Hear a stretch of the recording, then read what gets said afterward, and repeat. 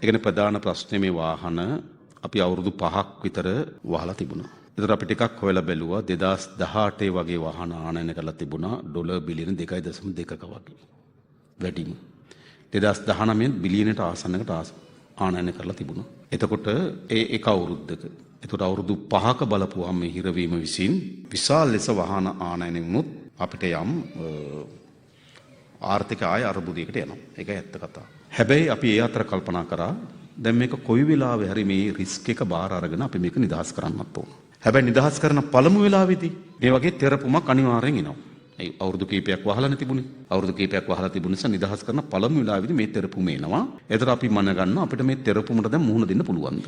අපි බැලුවා රයිට් මේ තෙරපුමට අපි මුහුණ දෙන්න පුළුවන්. ඊළඟ අපි අපේක්ෂා කරා ඩොලර් බිලියනයක් බිලියන 1.2කුත් අතර වාහන ප්‍රමාණයක් ආනයනය කරන්න අපි ඩොලර් නිදහස් කරගන්න පුළුවන් වේවි කියන අදහසක හිටියා. හැබැයි ඊ වෙනකොට අපේ LC ඕපන් වෙලා තියෙනවා ඩොලර් බිලියන 1.6ක වාහන ආනයනය කරලා තියෙන ඩොලර් බිලියනයකට ආසන්නව. ආනයනය කරලා තියෙන ප්‍රමාණය LC ඕපන් කරලා තියෙන ප්‍රමාණය රයිට්. ඒත් අපි ලෑස්ති මේකට මුහුණ දෙන්න. හැබැයි ඒතකොට සමහර ක්‍රියාමාර්ග අපිට ගන්න සිද්ධ වුණා. මේක අර විවෘතව වේගයෙන් කඩාගෙන වැටෙනවා වෙනුවට සමහර බැරියර්ස් බාධාවන් ටිකක් අපිට හදන්න සිද්ධ වුණා. එහෙම නැතුණුත් වෙන දේ තමයි නේද?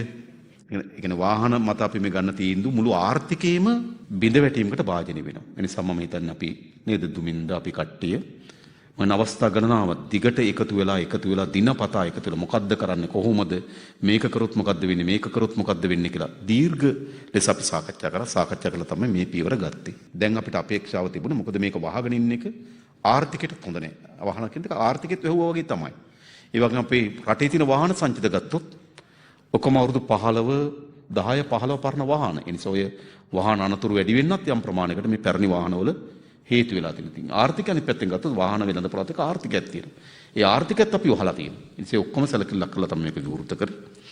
හැබැයි එකක් මම හිතනවා මෙතන කවුරුත් නැතුව ඇති කියලා. අර නිකන් කලදුටු තැන නේද?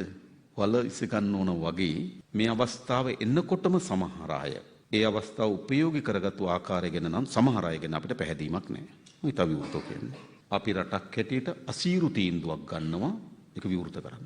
හැබැයි ආයෙ මොකද කරන්නේ? සමහර අය ඒකට පොඩි කාක්කෝ වගේ මම විවෘත කියන්නේ. හොඳේ කාක්කෝ වගේ මේකෙන් ආයෙ අර පැරණි ගේම ගහන්න කියලා මතවාදයකට ආවා.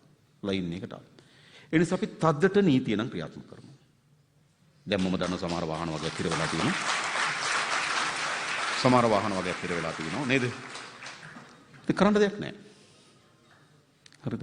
ඉතින් වෙනදාවට මම හිතන්නේ සතියෙන් දෙකෙන් ආයි නිදහස් කරන අපි කරලා නැහැ. නඩුවක් ගිහිල්ලා තියෙනවා. දැන් අධිකරණය කියලා තියෙනවා බේරුම් කරන එකට එන්න කියලා.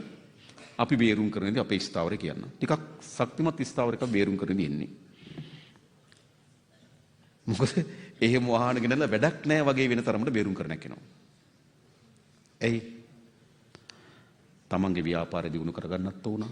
ඒක වර්ධනය කරගන්නත් ඕන. හැබැයි මේ අවස්ථාව මොකද්ද? නේද? අන්න ඒක ගැන ටිකක් සැලකිලිට ලක් කළ යුතුව තිබුණා කියන එක තමයි අපේ හැඟීම. මම මේ හිතන හැඟීම නේද? ඒකත් එක්ක නම් හිතන්නේ. ඒක ඕක තමයි අපි වැඩේ ඉඳලා ගැටලු තියෙනවා නම් අපි ඊළඟ පියවරේදී නේද? දැන් ආරම්භයේදී අපි මේ පියවර ගත්තා. ඊළඟ පියවරේ තමයි ගැටලු තියෙනවා නම් निराකරණය කරගන්න පුළුවන්කම තියෙන්නේ. ඒ ගැන අපි සැලකිලා බලමු.